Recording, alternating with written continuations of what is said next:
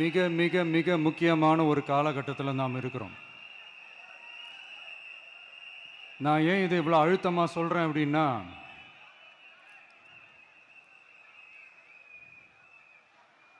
ஏதோ அழுத்தம் இருக்குமோன்னு நினைக்கிறீங்களோ? அழுத்தமா? நமக்கா?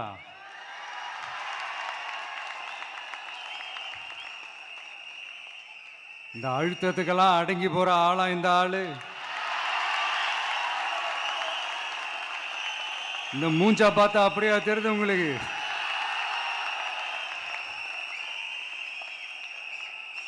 அதனால அப்படியெல்லாம் நடக்காது. அதுவும் முக்கியமா நம்ம கிட்ட அதெல்லாம் நடக்கவே நடக்காது. ஆனா அழுத்தம் இருக்குதான்னு கேட்டீங்கன்னா இருக்குது.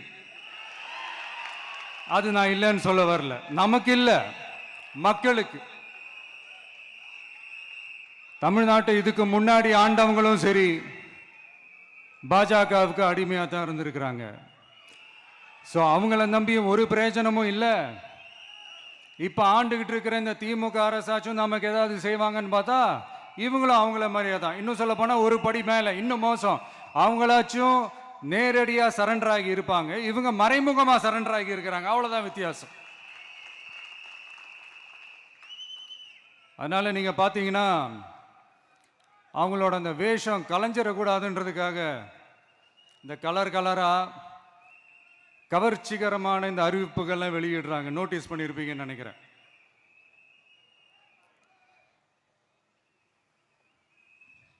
அதனால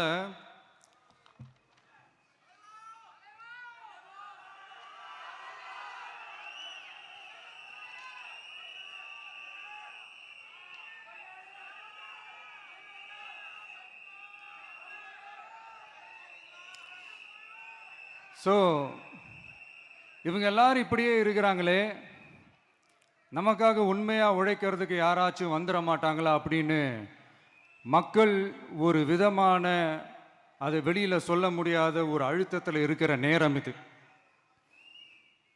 மாற்றி மாற்றி ஓட்டு போட்டு ஏமாந்து அவங்க இப்போ நம்மளை நம்புகிறாங்க. நம்மளுடைய இந்த தமிழக வெற்றி கழகத்தை இந்த விஜய் கூட நிற்பான்னு நம்புகிறாங்க.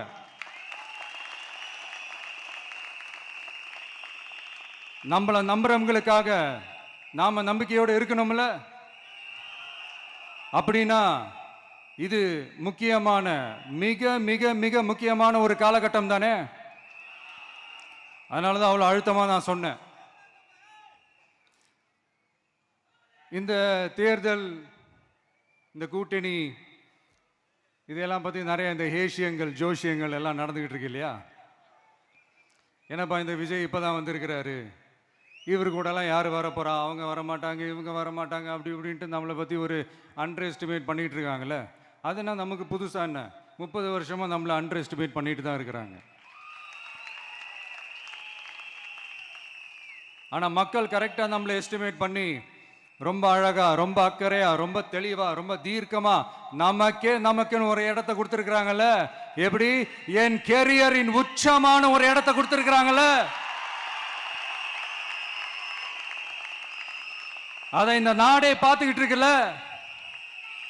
ஏன் அப்படி எனக்கு அந்த இடத்த கொடுக்கணும்? ஏன்னா இந்த விஜய் நம்ம பிள்ளையாச்சே, நம்ம அண்ணனாச்சே, நம்ம தம்பியாச்சேன்னு சொல்லி அவங்க மனசுல அப்படி தோணுது. அதனாலதான் நமக்கு அப்படி ஒரு இடத்த கொடுத்து உள்ளன்போடு அள்ளி நம்மளை அரவணைச்சிக்கிட்டு இருக்கிறாங்க. அப்படி நம்மளை நம்புறவங்களுக்காக நாம உழைக்கிறதே அது ஒரு பழக்கமாகி இப்ப அதுவே என்னுடைய ஒரு ஒரிஜினல் கேரக்டராகவே மாறிடுச்சு. இத்தனை வருஷமா இருக்கிற அந்த உழைக்கிற குணம் அது எப்படி மாறும்? அதெல்லாம் மாறவே மாறாது. அரசியலுக்கு வந்ததுக்கு அப்புறமும் சரி, ஆட்சி அதிகாரத்துக்கு வந்ததுக்கு அப்புறமும் சரி, ஒன்னே ஒன்று சொல்ற, எழுதி வச்சுக்கோங்க. இதுக்கு முன்னாடி இருந்தவங்க மாதிரியோ இல்லை இப்போ இருக்கிறவங்க மாதிரியோ ஊழல் செய்யவே மாட்டான்.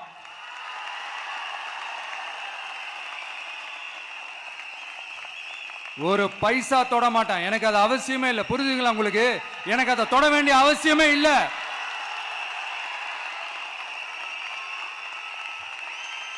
ஒரு துளி ஊழல் கரை கூட படியவே படியாது, படியவும் விட மாட்டான். நீங்க கேட்கலாம், இது என்ன சினிமாவா? இதன முதல்வன் படமா? ஒரே நாள் நம்ம வந்து இவர் எல்லாத்தையும் கிளீன் பண்ணிடுவாரான்னு நீங்க கேட்கலாம். ஓகே, பிராக்டிகலா அது பாசிபிள் இல்லதான். But it is a process, right? It is a process. இப்படி எதுக்குமே ஆசைப்படாத ஒருத்தன் அரசியலுக்கு வரான் அப்படின்னா, அவன் கண்ணு முன்னாடி ஏதாவது ஒரு தப்பு நடக்குது அப்படின்னா, அவன் கண்ணு முன்னாடி ஏதாவது இந்த மாதிரி ஒரு ஊழல் நடக்குது அப்படின்னா, அதை பார்த்துக்கிட்டு அவன் சும்மா இருப்பான்னு நினைக்கிறீங்க?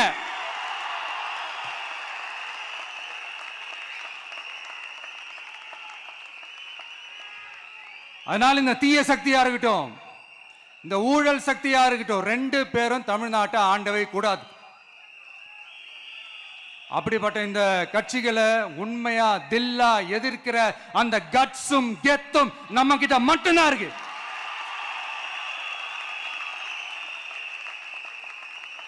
அதனால நீங்க என்ன சூழ்ச்சி நம்ம மேல பண்ணாலும், என்ன அழுத்தம் நீங்க கொடுத்தாலும், இந்த அடங்கி போறதுக்கோ, இந்த அண்டி பொழைக்கிறதுக்கோ, இல்ல இந்த அடிமையா இருக்கிறதுக்கால நாம அரசியலுக்கு வரல. என் மண்ணுக்கும் மக்களுக்கும் யார் என்ன தீங்கு செஞ்சாலும் அதை எதிர்த்து அவங்க கிட்ட இருந்து நம்ம மக்களை பாதுகாக்கிறதுக்காக தான் நம்ம அரசியலுக்கே வந்திருக்கிறோம். அண்ட் முக்கியமா தோழர்களே, மக்களுக்கு என் மேல மட்டும் நம்பிக்கை இருந்தா அது பத்தாது. என் கூட டிராவல் பண்ற என்னோட எல்லா தோழர்கள்கிட்ட அந்த நம்பிக்கை வரணும்.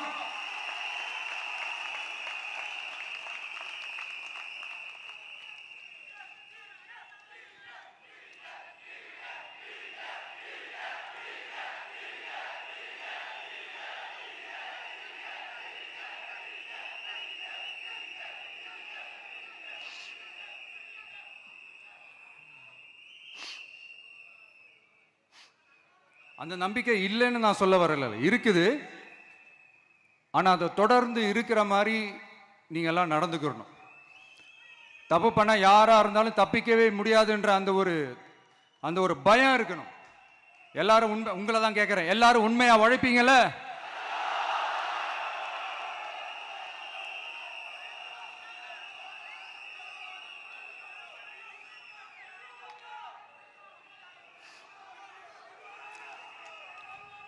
யாருக்காகவும் எதுக்காகவும் நம்மளோட அரசியல காம்ப்ரமைஸ் பண்ணிக்கவே கூடாது. செய்வீங்கல்ல?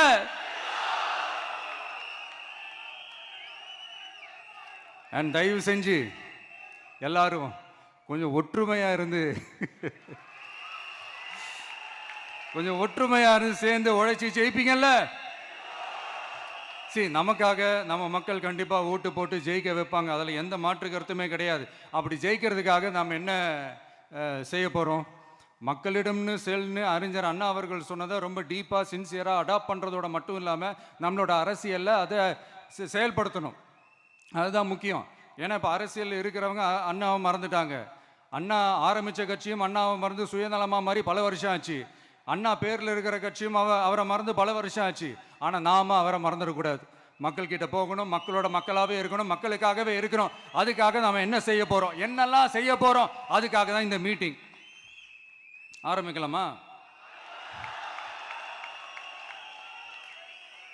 இந்த ரெண்டு கட்சிகள், ஆண்ட கட்சியா இருக்கட்டும், இப்ப ஆள்ற கட்சியா இருக்கட்டும், அவங்கள பொறுத்த வரைக்கும் பூத்துனா என்ன தெரியும்ல? அவங்கள பொறுத்த வரைக்கும் பூத்துனா கள்ள ஓட்டு போடுற இடம். ஆனா நமக்கு, நம்ம டிவிகேவுக்கு அது ஒரு ஜனநாயக கூடம். அங்க ஜனநாயகம் திருடுறாம நம்ம பார்த்துக்கணும். ஒவ்வொரு ஓட்டையும் நம்ம பாதுகாக்கணும். எப்படி பாதுகாக்கிறது? ஒவ்வொரு வீட்டில் இருக்கிற ஒவ்வொரு ஓட்டும் நமக்கு தானே ஃபர்ஸ்ட் கன்ஃபார்ம் பண்ணுங்க. எனக்கு தெரிஞ்சு தமிழ்நாட்டில் ஒரு 2.25 கோடி ரேஷன் கார்டுகள் இருக்கும்னு நினைக்கிறேன். அவங்க எல்லாரும் வேற வேற எந்தெந்த கட்சியில் இருந்தாலும் கட்சி வேறுபாடு எல்லாத்தையும் தாண்டி இந்த விஜய் அவங்க வீட்டில் ஒருத்தனா வாழ்ந்துட்டு இருக்கிறான். அவங்க குடும்பத்தில் ஒருத்தனா பார்த்துக்கிட்டு இருக்கிறாங்க. அதனால இந்த கட்சி எல்லாத்தையும் தாண்டி இந்த விஜய் கூட நிக்கணும்னு முடிவு பண்ணிட்டாங்க. அதனால அப்படி முடிவு பண்ண அவங்கள பாதுகாப்பா பூத்துக்கு கூட்டிட்டு வாங்க. நம்மளோட இந்த விசில் சின்னத்துக்கு ஓட்டு போட வைங்க.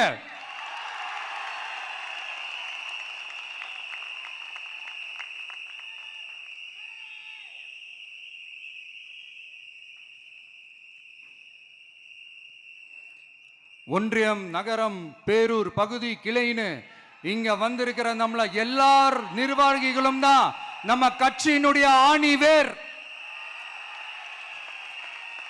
நீங்க எல்லாரும் சுதந்திரமா செயல்படணும், சுதந்திரமா செயல்பட விடணும்.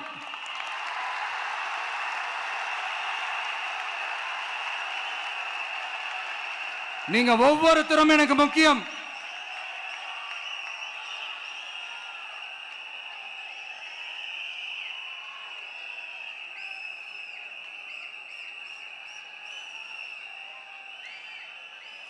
நீங்க தான் நம்மளுடைய இந்த BLAs பூத் லெவல் ஏஜென்ட்ஸோட களத்தில் நின்று வேலை பார்க்க போற ஃப்ரண்ட் லைன் வாரியர்ஸ். இப்ப நடக்க போறது வெறும் எலெக்ஷன் கிடையாது, இது ஒரு ஜனநாயக போர். இந்த டெமோக்ராட்டிக் பேட்டில லீட் பண்ண போற கமாண்டர்ஸ் நீங்க தான்.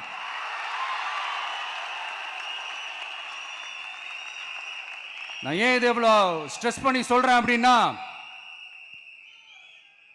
இந்த தீய சக்தி எப்படி, இந்த தீய சக்தியோட தில்லு முள்ளுலாம் உங்களுக்கே நல்லா தெரியும். முழிச்சிட்டு இருக்கும் போது முழியை தோண்டி எடுத்துட்டு போற கூட்டம். அதனால கொஞ்சம் ஜாக்கிரதையா இருக்கணும். நம்ம எலெக்ஷனுக்கு இன்னும் 3 மாசம் தான் இருக்குது, அவ்வளவு கூட இல்லைன்னு நினைக்கிறேன். இந்த 3 மாசத்துல நீங்க செய்ய போற அந்த களப்பணியில தான் நம்மளுடைய வெற்றியே இருக்குது. உங்களுக்கு இந்த விஜய் பிடிக்கும்ன்றது உண்மைனா, சத்தியம்னா, உங்களோட உழைப்புல அதை காட்டுங்க. அப்புறம் நாங்க அறிவிக்க போற வேட்பாளர்களுக்கு நீங்க உங்களுடைய முழு ஒத்துழைப்பை நீங்க கொடுக்கணும். கொடுப்பீங்க தானே?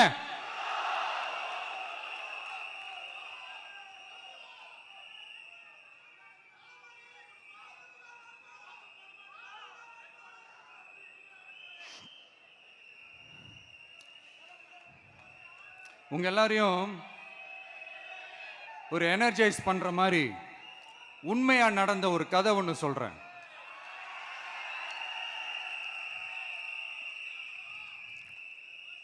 சொந்த நாட்டையே ஒரு கூட்டம் அபகரிக்குது. சொந்த நாட்டிலேயே இருக்க முடியாத அளவுக்கு ஒரு நெருக்கடி ஏற்படுது. ஸோ வேற வழி இல்லாமல் அந்த நாட்டை விட்டே வெளியே போய் வேற ஒரு இடத்துக்கு போய் காடு மலை அப்படி இப்படின்னு சுற்றி மறைஞ்சு வாழ வேண்டிய ஒரு சூழ்நிலை ஏற்படுது. என்னடா இப்படியே ஓடிக்கிட்டு இருக்குமேன்னு சொல்லிட்டு தன்னோட நட்பு சக்திங்க கிட்ட பேசி ஒரு பெரும் படையை திரட்டிக்கிட்டு அதிரடியா ஒரு போரை நடத்தி அந்த நாட்டையே திருப்ப மீட்டு எடுத்தது யார் தெரியுமா? நம்ம கொள்கை தலைவர்களை ஒருத்தரான ராணி வேலு நாச்சியார் அவர்கள் தான். அவங்களுக்கு அந்த நட்பு சக்தியா கூட இருந்து உழைச்சது சின்ன மருது, பெரிய மருது, சையது, கார்கின்னு சொல்லிட்டு அந்த 3 பேரும் தான். ஆங்கிலேயர் படை, ஆற்காட்டு படை மாதிரி அந்த 2 பெரும் படையை அடிச்சு துவம்சம் பண்ணிட்டு அந்த நாட்டையை திருப்பி மீட்டு எடுத்தது வேலு நாச்சியார். அன்னைக்கு இருந்த ஆங்கிலேயர் படை, ஆற்காட்டு படை மாதிரி இன்னைக்கு என்னென்ன படை இருக்குதுன்னு உங்க எல்லாருக்குமே நல்லா தெரியும். அதனால அந்த 2 படை மட்டும் இல்ல, இன்னும் எத்தனை படை வந்தாலும் எதிர்த்து நின்று ஃபேஸ் பண்றதுக்கு ஒரு நல்ல தலைமையும் இத்தனை சக்திகள் என் கூட இருக்கும் போது, இத்தனை சின்ன மருது, இத்தனை பெரிய மருது, இத்தனை சையது, கார்கிகள் என் கூட இருக்கும் போது நம்ம நாட்டை நம்மளால மீட்டெடுக்க முடியாதான?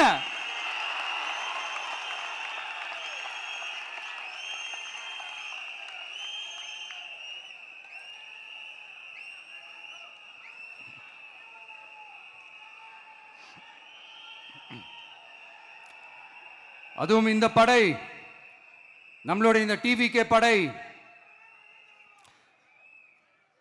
நட்பு சக்தி இருந்தாலும் இல்லைனாலும் தனியாவும் நின்று கெத்தா ஜெயிக்கிற அளவுக்கு ஒரு மிகப்பெரிய படை. அதுலயும் ரொம்ப முக்கியமா இன்னைக்கு இந்த கூட்டத்துக்கு வரலனாலும் நான் அந்த போர்ல நடந்த அந்த கதை மாதிரி கட்ஸான குயில்கள் நிறைந்த பெண்கள் படையும் நம்மளோட இருக்கிறாங்க.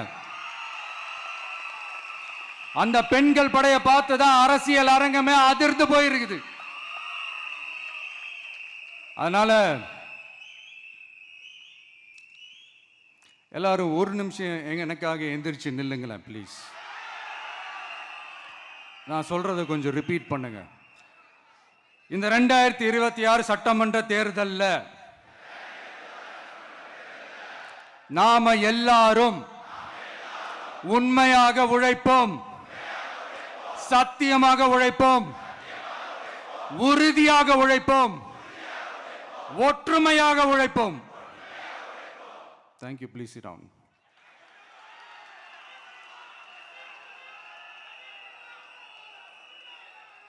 உங்களோட இந்த வார்த்தையை நான் மனப்பூர்வமா நம்புறேன். நான் ஏற்கனவே சொன்ன மாதிரி இந்த வரப்போற தேர்தல் இதுவரைக்கும் தமிழ்நாடு பார்த்திராத ஒரு வித்தியாசமான தேர்தல். நம்மளுடைய படை வரிசையும் அப்படிதான், ஒரு பவர் பேக்ட் ஃபோர்ஸ். இவ்வளவு நாள் இதை நாம மட்டும்தான் சொல்லிக்கிட்டு இருந்தோம். இப்ப கொஞ்சம் கொஞ்சமா அதை வெளியில சொல்ல ஆரம்பிக்கிறாங்க. என்னடா இந்த விஜய் கூட இருக்கிற ஃபோர்ஸை பார்த்தா சாதாரண ஃபோர்ஸ் மாதிரி தெரியல, மிலிட்ரியோட பெரிய ஃபோர்ஸா இருக்குது, வரப்போற எலெக்ஷனை கணிக்கவே முடியல, அப்படி இப்படின்னு சில குரல்கள்லாம் கேட்க ஆரம்பிக்குது. கணிக்கவே முடியலன்னு அவங்க வேணா சொல்லலாம், ஆனா மக்கள் ஆல்ரெடி கணிச்சு முடிச்சுட்டாங்க. அவங்க மனசை நல்லா புரிஞ்சு வச்சிருக்கிற நமக்கு அது நல்லாவே தெரியும். அதனால இந்த எலெக்ஷன் ரிசல்ட்டுக்கு அப்புறம் இந்த தீய சக்தி கிட்ட இருந்தோம், இந்த ஊழல்வாத அடிமை சக்தி கிட்ட இருந்தோம், தமிழ்நாட்டை மீட்டுட்டோம்னு உறுதியா அறிவிப்போம். அதுல என்ன மாற்று கருத்து கிடையாது. அதனால என் நெஞ்சில் குடியிருக்கும் தோழர்களே, தோழிகளே, உங்களோட நான் இருக்கேன், நம்மளோட நம்ம மக்கள் இருக்கிறாங்க. இதுக்கு மேல என்ன வேணும்? கான்பிடண்டா இருங்க, நல்லதே நடக்கும், வெற்றி நிச்சயம். மீண்டும் சந்திக்கும் வரை நன்றி, வணக்கம்.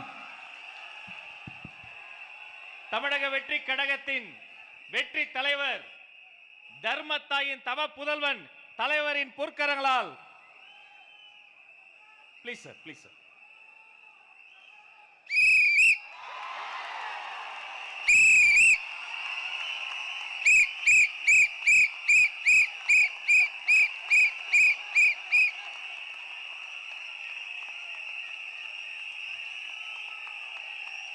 நம்ம சின்னம், உங்கள் சின்னம், நம்மளுடைய வெற்றி சின்னம் விசில். கப்பு முக்கியம் பகிலே.